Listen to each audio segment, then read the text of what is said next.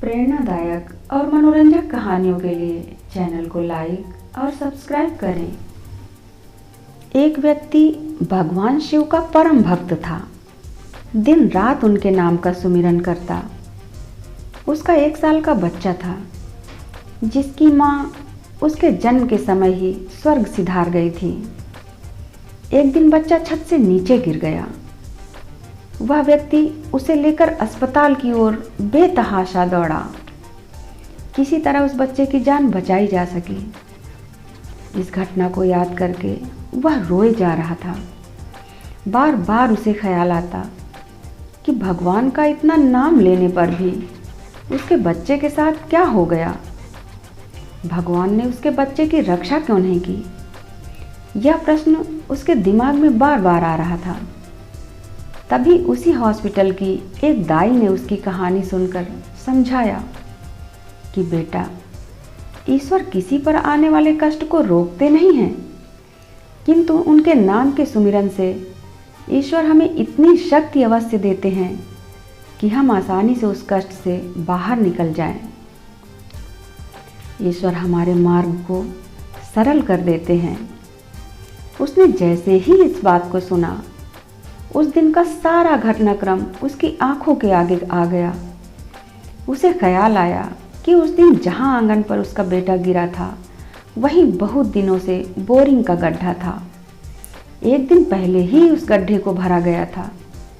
यह सोचकर उसका मन सिहर गया कि अगर वह गड्ढा अभी भी वहां होता तो उसके बेटे का क्या होता। इसी उधेड़पुन में उसका हाथ अपने पैर पर गया और उसे याद आया कि अभी कुछ दिन पहले ही तो उसके पैर का ऑपरेशन हुआ था। वह तो एक कदम भी सहारे के बिना नहीं उठा सकता था, लेकिन 12 किलो के बेटे को गोद में उठाकर आधे किलोमीटर दौड़कर डॉक्टर के क्लिनिक कैसे पहुंच गया? इतनी शक्ति उसमें कहां से आ गई? उसे यह एहसास हुआ कि अवश्य उसके शिव की कृपा है। उसे एक बात का एहसास और हो गया कि डॉक्टर साहब जो 2 बजे के बाद हॉस्पिटल में नहीं होते, उस दिन वह 4 बजे के बाद भी हॉस्पिटल में थे, जिसके कारण उसके बेटे का समय पर इलाज शुरू हो गया।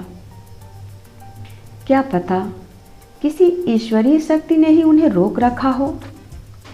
इस सारे घटनाक्रम को याद करते ही उसके मन से सारे संशय दूर हो गए और जल्दी ही मंदिर में जाकर उसने भगवान को प्रणाम किया और कहा कि हे प्रभु, मेरे पुत्र की रक्षा करने के लिए तेरा शुक्रिया।